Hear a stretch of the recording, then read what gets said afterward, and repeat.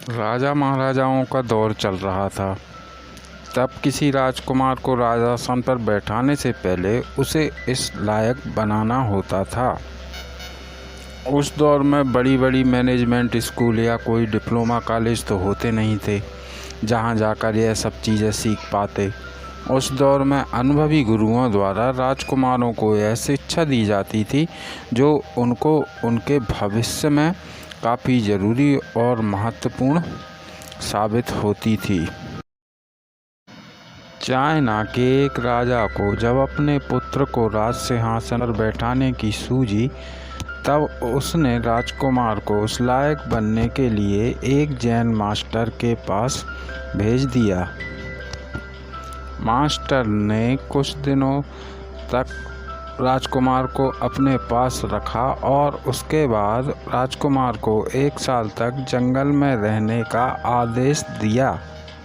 राजकुमार master के आदेश अनुसार जंगल में रहने के लिए चला गया। अपने राज्य में ऐशो आराम की जिंदगी जी रहा राजकुमार शुरू में कुछ महीने तक बड़ी तकलीफ में रहा, पर फिर धीरे धीरे उसे जंगल में रहने की आदत हो गई। अब वो सहजता से उस जंगल में रहने लगा और जंगल में होने वाली छोटी मोटी घटनाओं का अवलोकन करने लगा। देखते ही देखते 1 वर्ष बीत गया और राजकुमार वापस अपने मास्टर के पास लौट आया। मास्टर ने राजकुमार के लौटने के बाद उससे सबसे पहले एक सवाल किया कि तुम मुझे बताओ, तुमने जंगल में क्या क्या सुना? राजकुमार बोला, मैंने वहाँ झरने की कलकल, भंवरों की गुंजन, पत्तों की सरसराहट, बादलों की गड़गड़ाहट, झींगरों का शोर सुना।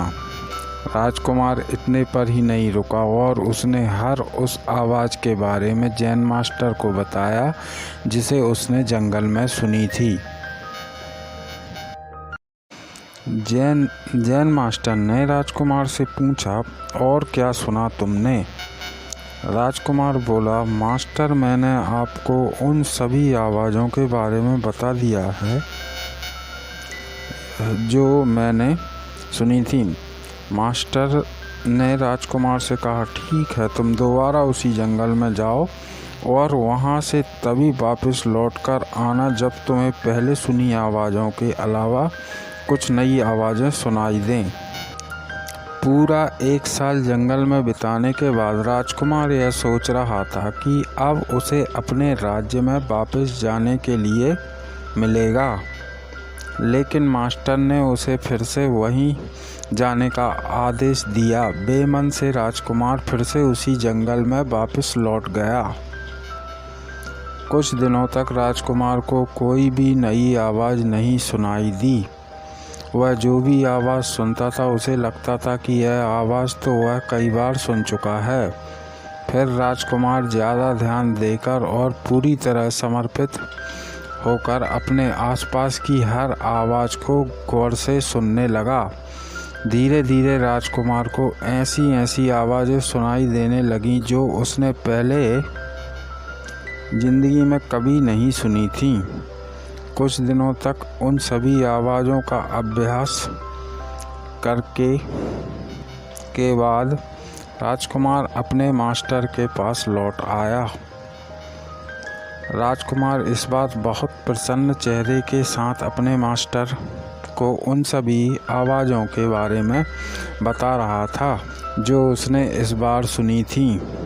राजकुमार ने कहा, मास्टर, शुरू में मुझे सारी वही आवाज़ें सुनाई दे रही थी जिन्हें मैं बरसों से सुनता आ रहा था। फिर मैंने ज़्यादा ध्यान लगाया तो मुझे वो आवाज़ें भी सुनाई देने लगीं जो आमतौर पर सभी को नहीं सुनाई देती हैं।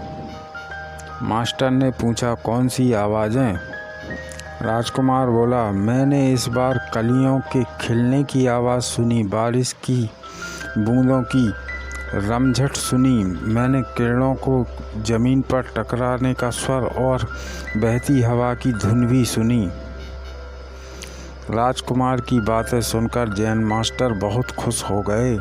मास्टर ने कहा, अब तुम राजा बनने के लिए बिल्कुल तैयार हो, क्योंकि अब तुम उन आवाज़ों को भी सुन सकते हो जो अनसुनी हैं।